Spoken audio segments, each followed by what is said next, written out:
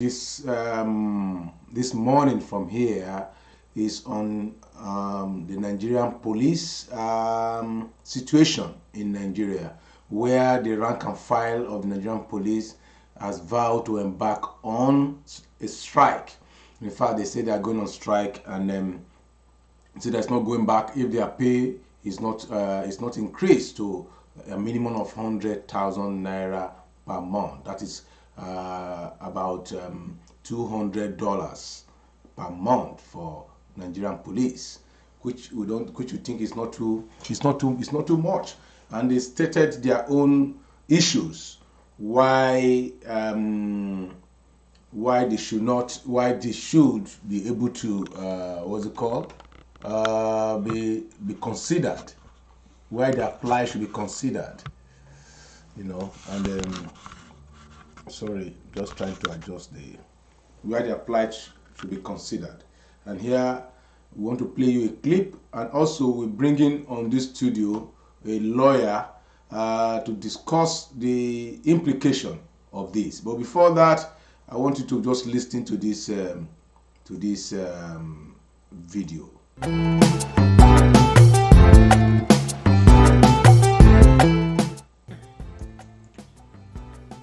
Policemen demand 100,000 naira minimum wage as Adeyanju vows to join strike.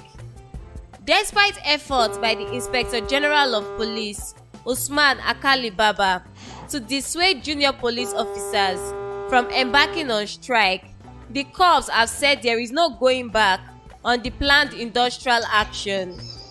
The junior officers said the strike would commence on March 26, the same day chieftains of the All Progressives Congress would gather in Abuja for their national convention.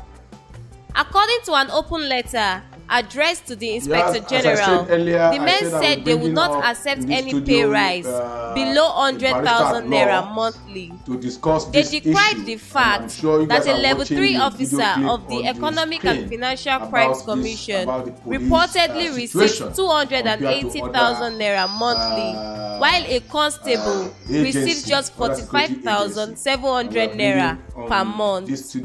Also, they said that a level 8 officer of the EFCC goes home with over 490,000 naira every month, but an inspector of police with many years of experience is being paid 109,200 naira as monthly salary.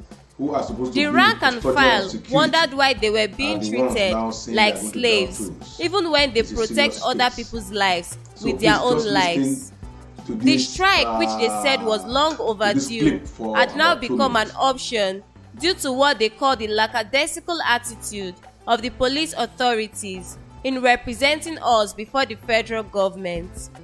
While accepting the fact that the Nigerian police force is a regimental organization whose personnel could be accused of mutiny if they embark on an industrial action, the corps said they do not have any trust in their leaders. Sir, your officers are exposed to for 3 square meals per day. Yeah, ladies and gentlemen, I think on this note we have to bring on board our guest this morning. I'm sure you have watched the clip.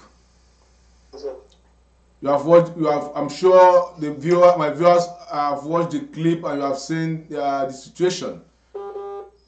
Oh, I think the network over there is, good morning, Barrister.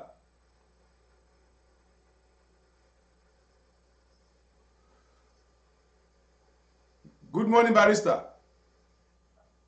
Yes, good afternoon from there. It's nice being there again. Okay. I think we have a network challenge here, I know. The country you left behind. I know. We'll continue to manage it until we get there. Yeah, there is this information going on. There is this news going on, flying around in the Nigerian police sector, where the rank and file of Nigerian police, they said they are going to down tools. And we all know the implication when our Nigerian police force down tools. It will be a field day for criminals, and nobody will be safe. I mean, for a country that has been in turmoil of insecurity, and now we are having these challenges again. Barrister, please, first of all, my people they say they want to know who I'm speaking with. Can you introduce yourself before we go to the question, sir? Well, thank you very much. My name, like you know, is Wale Abdulzola. I'm a legal practitioner, and of course, people call me a social commentator and a public affairs analyst. Thank you very much. In response to your question, we traveled on this road before. I think about the presidency, there was a threat of an incredible police strike the same way we're having it today. But I think it has never been so bad. We have to be very frank with ourselves.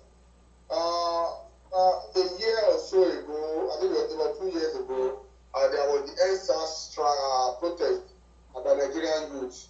And I recall that one of the 5 for 5 demands that were being made by Nigerian youth, particularly number 5 of it, was an improved welfare package, and improvement, in the welfare package and treatment, meted at the rank and file in particular of the Nigerian police. But as it were, we always have in Nigeria, every protest is perceived, to be an attempt to bring down the government. And so we saw the aftermath of the NSAS protest that was implemented, and the protest, which was almost becoming a revolution anyway, fizzled out. However, the realities are staring at all of us in the face now. The police are threatening, the rank and file are threatening to embark on a strike from 26th of March, which of course is a landmark day in Nigerian history, being the day that the National Convention of the ruling party will commence. The police, a high command in the Nigerian usual manner initially denied the existence of such a threat, and even went ahead to issue a wireless message, denying this the existence of any threat to proceed on strike. But the more we try to in Nigeria, the more we try to hide things, the more they come out. And so now we've seen that the IG himself and his team have been on a very they've been super active now, in trying to placate these junior officers, in dissuading them from going on the strike. And you will see that now they've been offering them a food package. The IG has promised, to make available kits, uniform, and the rest, which have not always been the case before. I've been to several police offices, I've been to several police stations, and I've seen the fact that many of them, when you see, apart from maybe the office of the Commissioner of Police and other very senior officers, I have been to the office of a PRO of police in a particular state, where he told me that all the furniture that I saw in that office, including the air condition, was his personal property. The same thing happens in several other police formations. I was in Nigeria about a year or two ago, and I saw a police van stopping to buy a condemned tire, from a vulcanizer on the road. It shows the parlors, the inhuman condition under which these people are living, and that is why it is just natural to expect that they will transfer this aggression to the defenseless Nigerians. That is why we see what we perceive as hostility. They have families. Many of them die in service and they don't receive their entitlement. We've been hearing over time that the salaries of policemen have been increased, but it's only increased on paper. And we don't. It's not. But now we can see that the hierarchy, the high command of the police, is now saying that they will implement the salary increase, meaning that these monies have always been there. But because the policeman can only be seen, they can't be heard, they ensure that all these welfare packages are denied them. I said on the radio program sometime that there's a place within the individual police station in Akure. There are some structures that are supposed to house police officers that they call police barracks. Yes. Everybody who attempt to go near that place and say we want to live inside those places will be charged for attempted suicide. Because that place itself is a death trap. And this is a place where people who are supposed to be in charge, to be the primary custodians or the primary gatekeepers of Nigeria, the primary defenders of Nigeria in civil, the primary civil defenders of Nigeria are supposed to exist and live in. Many police officers, we've read about stories of police officers taking their rifles to the ordinary roadside blacksmith to help them repair. Yeah. We've seen policemen who spend their own money to sew their uniforms. Yeah, but barrister, if we carefully take a look at the Nigerian police budget, yes, we will see that there are provisions for all this in the budget, in the annual budget of the Nigerian police, for the uniform, for the complete uniform of policemen, for fueling, for the fueling of the police van, for maintenance of police station. All these are in the budget. But look, it may interest you that I visited when I was in Nigeria. There was a problem that happened in a police station. Just let me mention it. Ijakpo police station, to be precise. I went to that place around 10 o'clock at night. Barrister, I met that police station in darkness. When I asked, they were using lantern. I mean, kerosene lantern. When I asked what happened, they said there is no fuel, and even the generator in the police station as it's not functioning. So you can imagine the situation. So in the real sense, barrister, do you think we should be blaming the policemen that are collecting money that are collecting bribe, or those that are collecting money from on the road? Should we blame them? Exactly the same thing I was saying. I said earlier that the average policeman, the rank and file of the police, are visiting their frustration that is caused by the system on the Nigerian citizens. You forgot to add that even the Nigerian police budget for police drug department, they have a drug unit.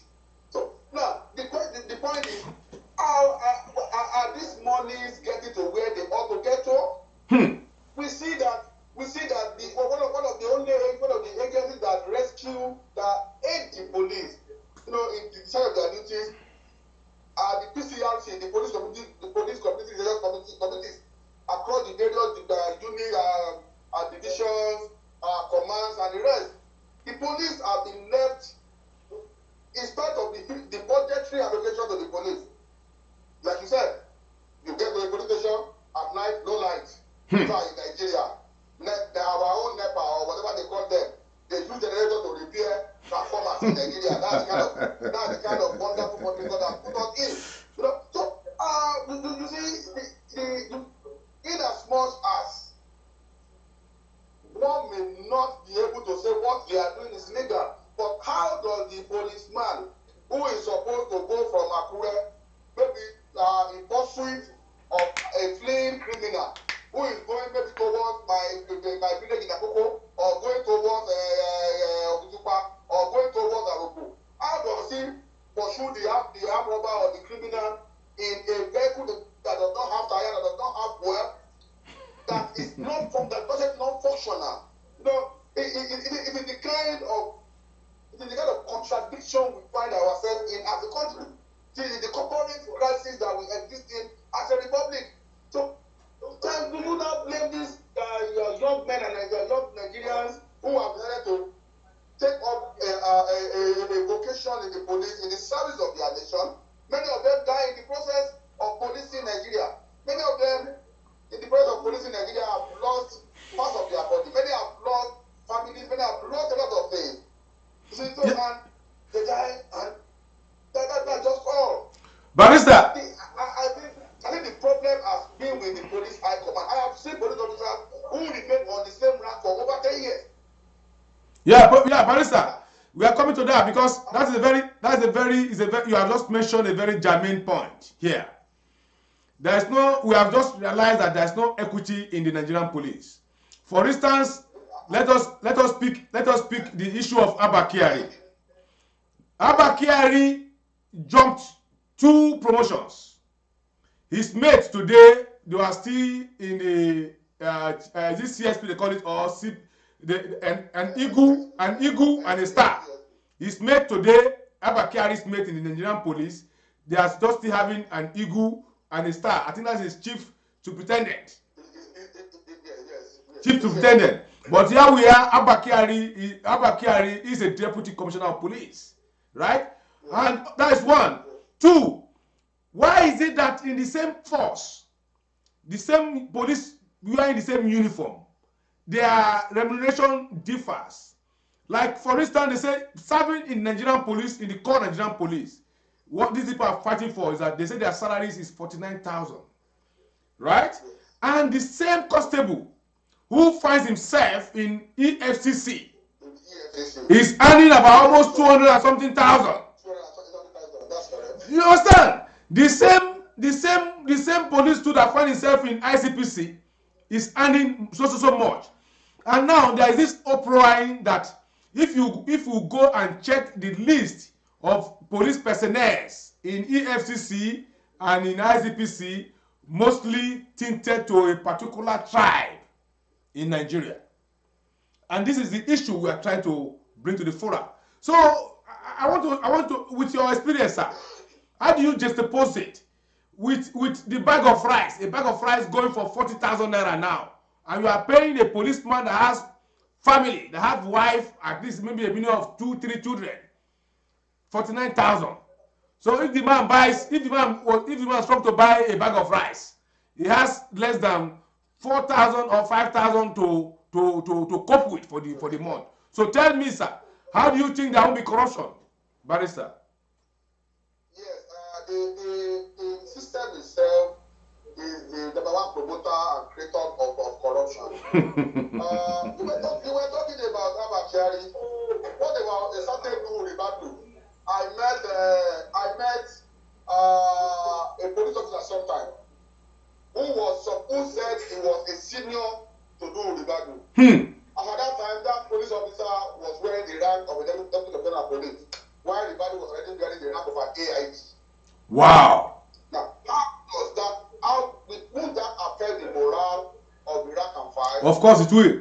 Now, you see so many, the kind of promotions you have, you find people, this agla-headed monster called federal character, it has so much decimated the morale of people in federal service, be it police, be it the army, be it anything.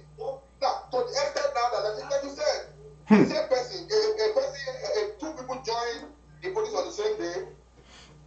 The two of them, no, one has not committed any offense. His only offense is that it came from a particular part of the country. Has now made it to remain stagnant.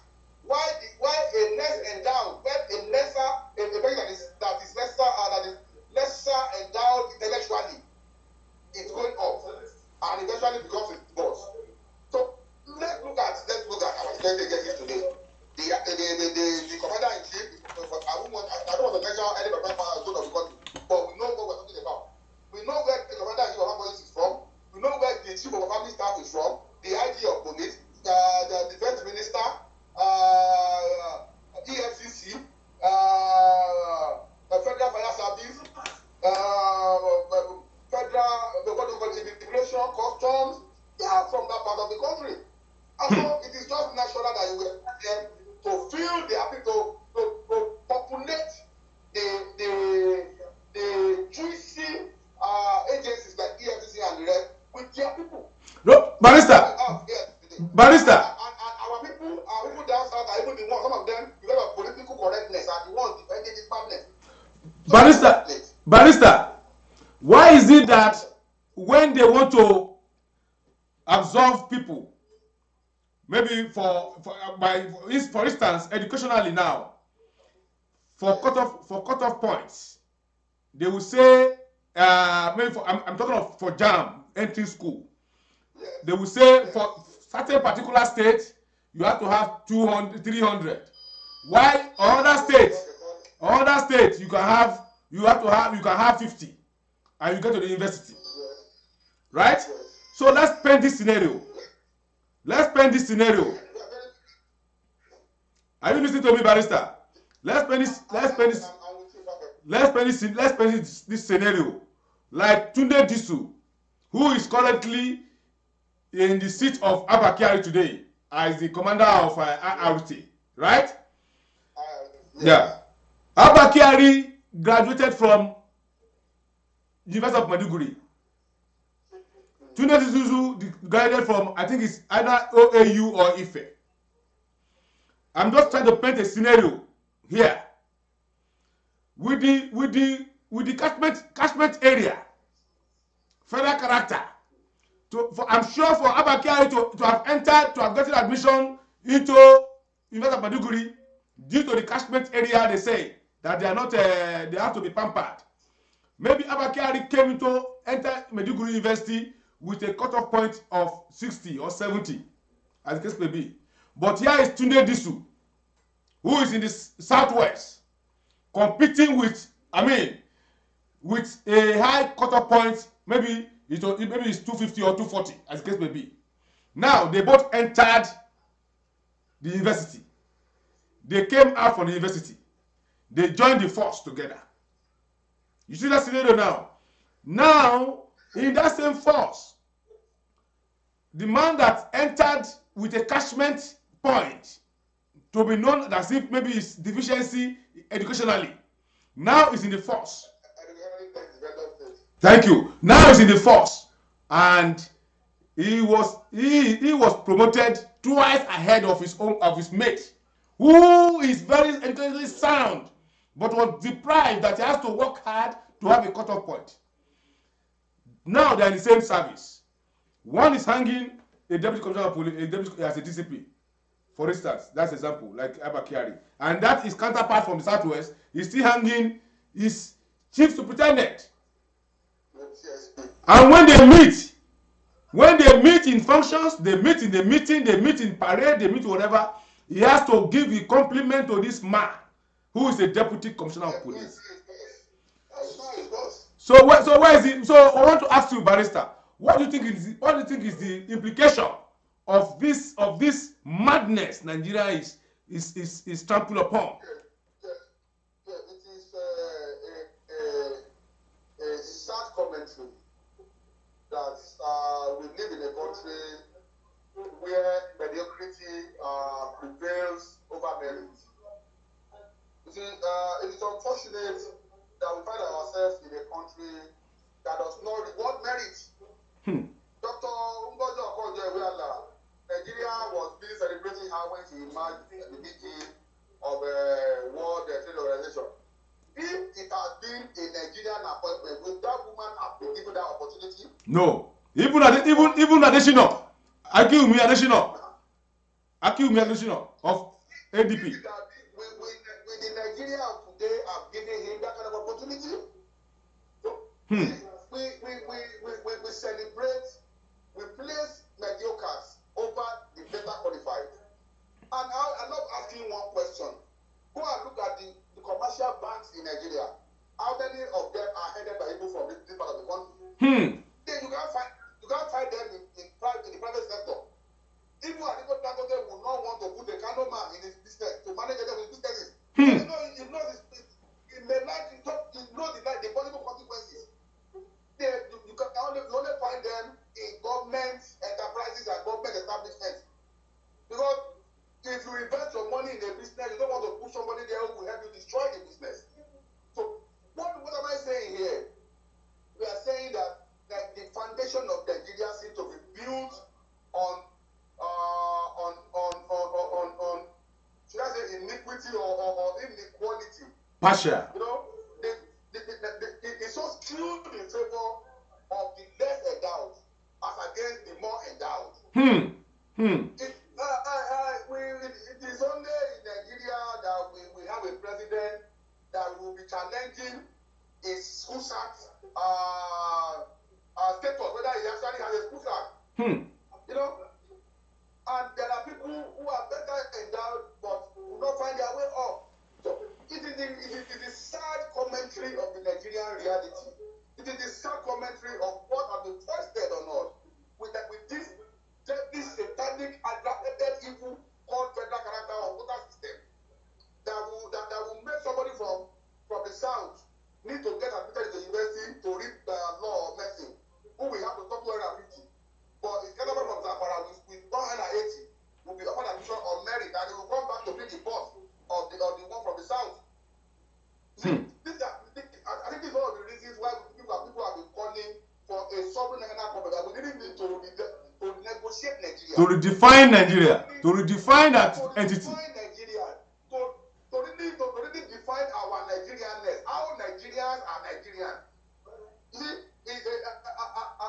are we like the Orwellian animal farm where all animals are equal, but some are more equal than others? Exactly. Barrister. So that is the kind of situation we find ourselves in. And I sympathize with these policemen. I see them on the road, I see them in their offices. I see how badly treated they are. I see how traumatized they are. I see how unfairly treated they are. I see how the nation has turned them, has brought out the beast that was not even in them. So they are working with anger. They are working with anger. Like Fernand once sang, he said, "It's surprising if we bring out the beast in us." That they brought out the beast where it never existed.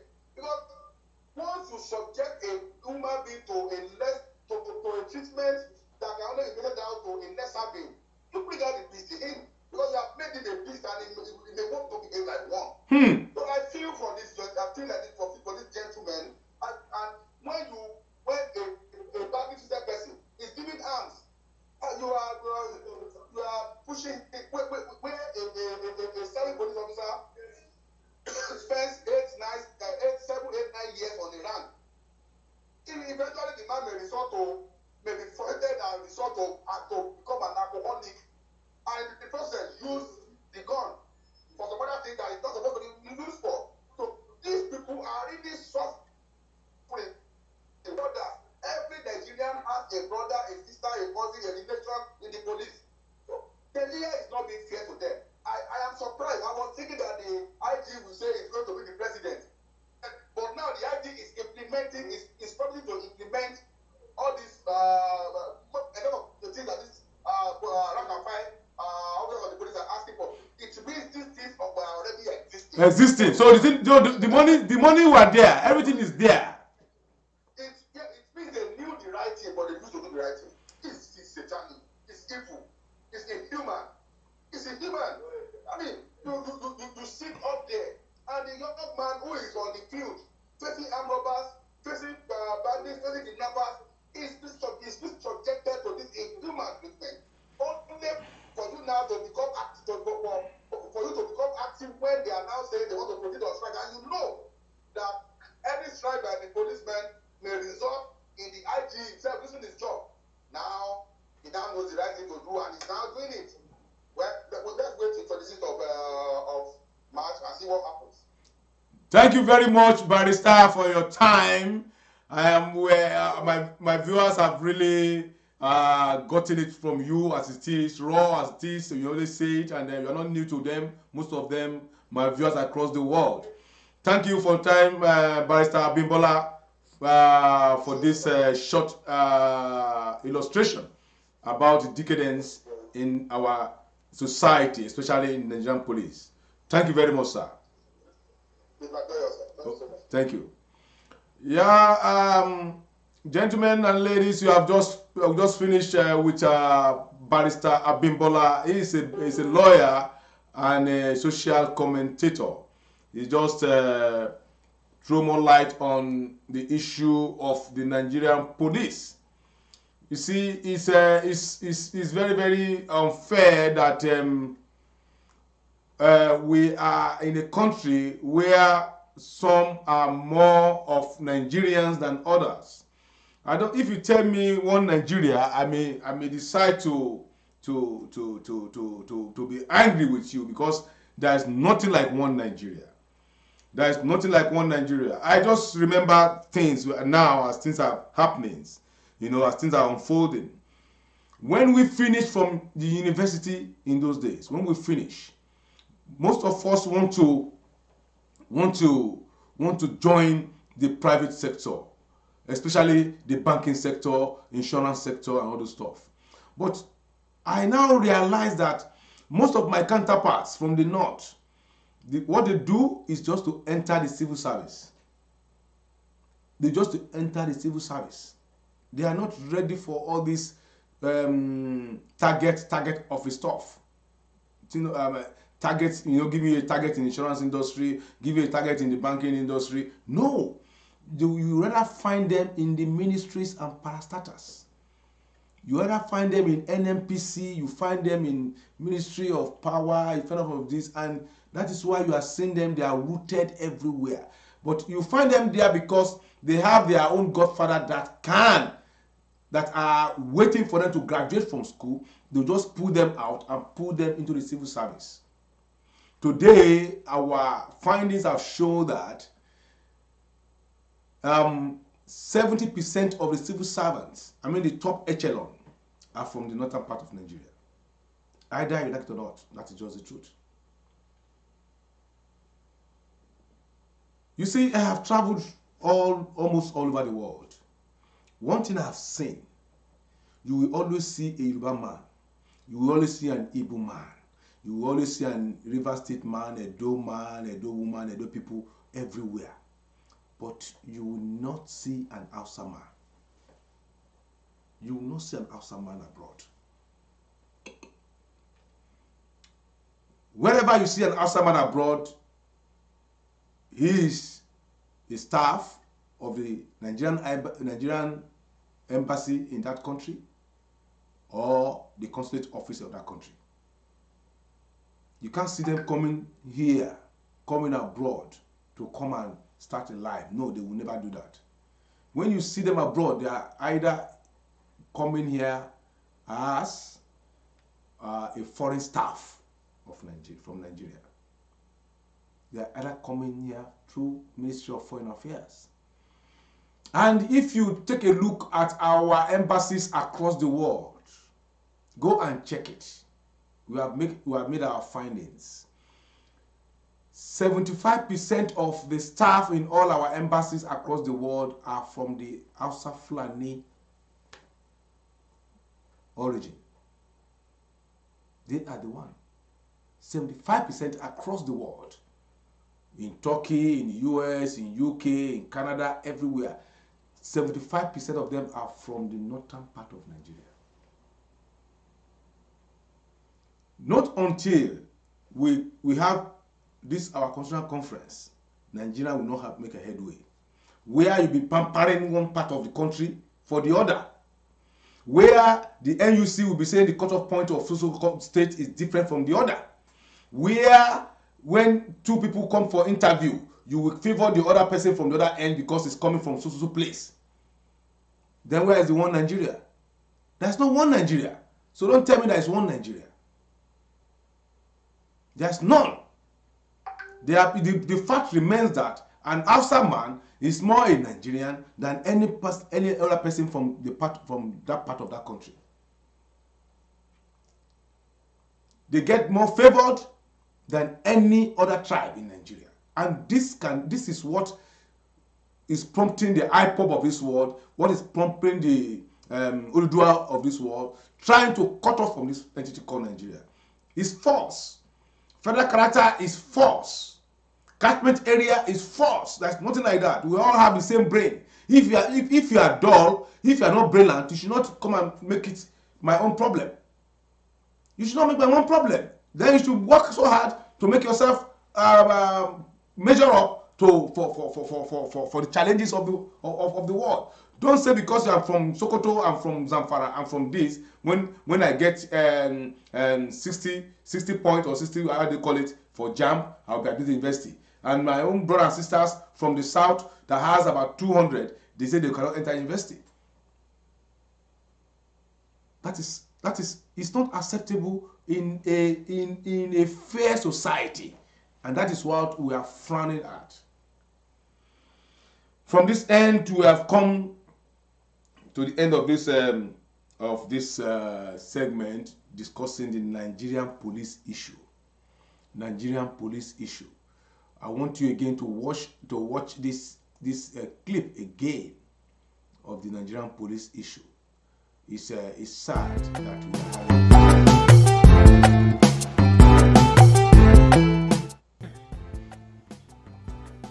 Policemen demand 100,000 naira minimum wage as Adeyanju vows to join strike.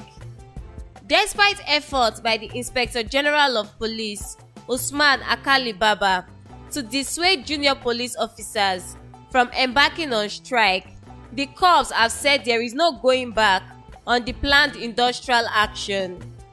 The junior officers said the strike would commence on March 26, the same day chieftains of the All Progressives Congress would gather in Abuja for their national convention. According to an open letter addressed to the Inspector General, the men said they would not accept any pay rise below 100,000 naira monthly.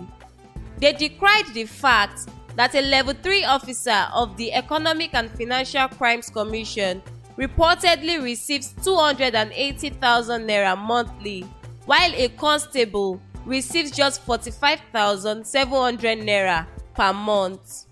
Also, they said that a Level 8 officer of the EFCC goes home with over 490,000 naira every month, but an inspector of police with many years of experience is being paid 109,200 naira as monthly salary. The rank and file wondered why they were being treated like slaves, even when they protect other people's lives with their own lives. The strike, which they said was long overdue, had now become an option due to what they call the lackadaisical attitude of the police authorities in representing us before the federal government. While accepting the fact that the Nigerian police force is a regimental organization whose personnel could be accused of mutiny if they embark on an industrial action, the corps said they have been pushed to the wall and do not have any trust in their leaders. Sir, are you aware of the suffering your officers are exposed to? Many of us can't afford 3 square meals per day. Some can't send their children to school without bribes. Go to the barracks. You will see the slums where those officers that escort you around sleep. Sir, the least constable who pays house rent, electricity bills, feeds himself and his family still earns about 47,000 naira in a month. Tell me how such a constable will not extort members of the public. We know how much the senators, House of Representatives members, governors and others we protect day and night earn monthly, yet we don't misbehave. But don't forget that an hungry man. You cannot see all the agitation of the Nigerian police. I'll just play the clip there. Good morning from here. Still a beautiful Wednesday, 23rd of March 2022. Special edition on the Nigerian police. Like and subscribe to our page on Facebook, YouTube, and Twitter at Savannah News TV.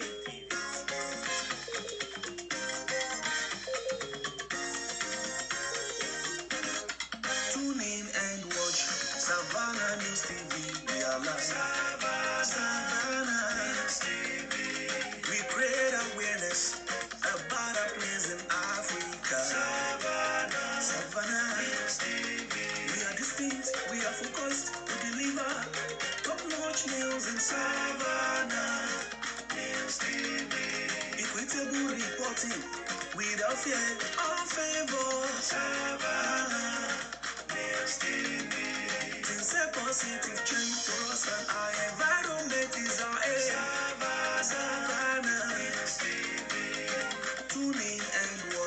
Savannah News TV, we are live.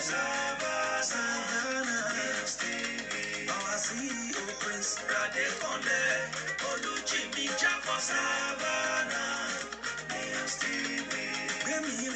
I'm a living witness. Keep watching Savannah. Savannah News TV. Like and subscribe to our page on Facebook, YouTube, and Twitter at Savannah News TV.